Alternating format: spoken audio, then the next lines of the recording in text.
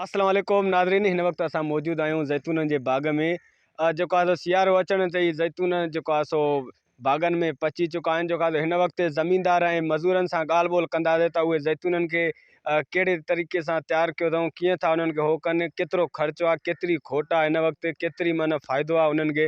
अचो त हितां जे ज़ैतूननि जे मालिकनि ऐं मज़दूरनि सां ॻाल्हि ॿोल कयूं त उन्हनि जो छा चवणु आहे हिन बाबति। ज़ैतूननि जा दादा तमामु सुठा क़िस्म आहिनि, 3-4 क़िस्म आहिनि, मुख़्तलिफ़ रियान आहिनि। रमज़ान आहे, हिन में सुठा जेको आहे सो पेवंदकारी थींदी आहे। हिन में 6-8 महीना असांखे तकलीफ़ काटणी पवंदी आहे। 6 महीना असां हिनजी परवरिश कंदा आहियूं, हुन में बाण विझंदा आहियूं, हुनजी सार संभाल कंदा आहियूं, हुन में गुॾा वग़ैरह ईंदियूं आहिनि। उनखां पोइ 4 महीननि खां पोइ फ़सुलु रहंदो आहे। अल्हम्दुलिल्लाह हाणे मार्केट में आयो आहे, पर उहो ख़ासि जेको आहे सो रेटनि में मज़ो कोन्हे को, छो त भाण जो जेको रेट आहे इलाही महांगो आहे, मज़दूरी इलाही महांगी आहे। पोइ हुनजे करे रोज़ी थिए थी, पर उहा कोन थी थिए जेतिरी थियणु खपे। गवर्नमेंट खां असां मुतालबो था कयूं, उनखे गुज़ारिश था कयूं त जेको उनजा असांजे ज़ैतूननि जो रेट आहे उनजो रेट मुक़ररु कयो वञे त जीअं असांजी मज़दूरी निकिरी सघे, असां पंहिंजे बचनि जो गुज़र सफ़र करे सघूं। अच्छा सर, हिननि जा क़िस्मनि कहिड़नि शहरनि में ईंदा आहिनि, किथे तव्हांजा ज़ैतून पहुचंदा आहिनि? असांजे अंदरूनी तक़रीबन सिंध में वेंदा आहिनि, पूरे पाकिस्तान में वेंदा आहिनि, पंजाब में बि वेंदा आहिनि, मुख़्तलिफ़ ज़िलनि में वेंदा आहिनि। पोइ रेट बि जेके हूंदा आहिनि मुख़्तलिफ़ हूंदा आहिनि।